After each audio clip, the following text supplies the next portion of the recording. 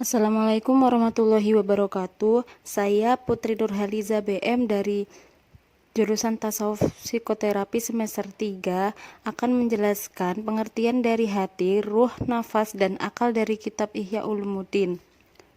Yang pertama ada hati. Yang saya pahami dari materi ini, hati secara bahasa adalah daging yang berbentuk sanuabar, atau bisa diartikan sebagai segumpal daging yang mana baik buruknya akan memberi dampak besar terhadap jasad seseorang dan merupakan sumber nyawa dan tambangnya. Secara istilah berarti halus, ketuhanan, kerohanian. Yang dimaksud halus di sini adalah hakikat manusia yang merasa mengetahui, mengenal, dan mengenal dari manusia. Yang kedua ada ruh atau nyawa. Secara bahasa, ruh artinya tubuh yang halus, yang mengetahui dan yang merasa, dan itu merupakan urusan ketuhanan yang menakjubkan, yang melemahkan kebanyakan akal dan paham daripada mengetahui hakikatnya. Ruh merupakan hakikat Muhammad, dan hakikat Muhammad disebut nur karena bersih dari segala kegelapan. Ruh Muhammad adalah ruh termurni sebagai makhluk pertama dan asal seluruh makhluk. Dari ruh Muhammad inilah Allah menciptakan semua ruh di alam lahut atau negeri asal setelah 4.000 tahun dari penciptaan ruh Muhammad. Kemudian ruh-ruh tersebut diturunkan ke tempat yang terendah, dimasukkan kepada makhluk yang terendah, yaitu jasad.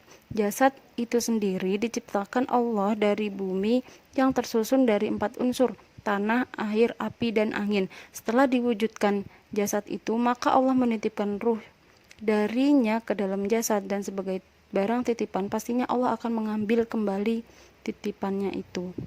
Yang ketiga yakni ada nafas. Pengertian nafas secara bahasa adalah menghimpun kekuatan amarah dan nafsu syahwat. Nafsu di sini merupakan elemen jiwa atau unsur ruh yang berpotensi mendorong pada tabiat badaniah atau biologis yang mengajak diri pada berbagi amal baik atau buruk. Dijelaskan ada beberapa tingkatan nafsu. Yang pertama ada nafsu mutmainnah atau sifat jiwa yang memperoleh ketenangan. Pasukan-pasukannya adalah dermawan, berserah diri, ibadah, bersyukur, ridho, dan takut akan melanggar larangan Tuhan. Yang kedua adalah lawamah, yakni menyesali diri. Pasukan-pasukannya adalah mencela, bersenang-senang, menipu, bangga diri, mengumpat, pamer, amal, zolim, dusta, dan lalai. Dan yang terakhir adalah nafsu amarah, yakni menyuruh kepada keburukan dan condong kepada perbuatan tercela. Adapun pasukan-pasukannya yakni kikir atau pelit, tamak atau rakus, hasud, bodoh, sombong, dan keinginan duniawi. Dan yang terakhir ada akal. Pengertian akal menurut bahasa adalah pengetahuan tentang hakikat segala keadaan. Ibarat dari sifat-sifat ilmu yang tempatnya di hati. Menurut istilah merupakan memperoleh pengetahuan bahwa tiap-tiap orang yang berilmu memiliki wujud pada dirinya, yakni pokok yang berdiri dengan sendirinya. Akal merupakan alat untuk berpikir dan memahami, tapi berpikir dengan akal tidak seperti berpikir dengan otak. Berpikir dengan akal akan berujung dengan satu kesimpulan. Apabila seseorang telah mempergunakan akalnya dalam berpikir dengan baik dan benar, maka keimanannya akan semakin mantap dan terus meningkat.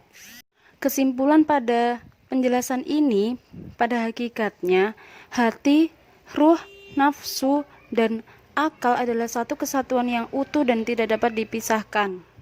Dan nama-nama tersebut bahwa memang benar adanya, yakni hati jismani atau hati yang berbentuk jisim, roh jismani atau berbentuk jisim, nafsu syahwat, dan ilmu. Dan yang kelima bisa jadi merupakan yang halus dari manusia yang mengetahui dan merasa.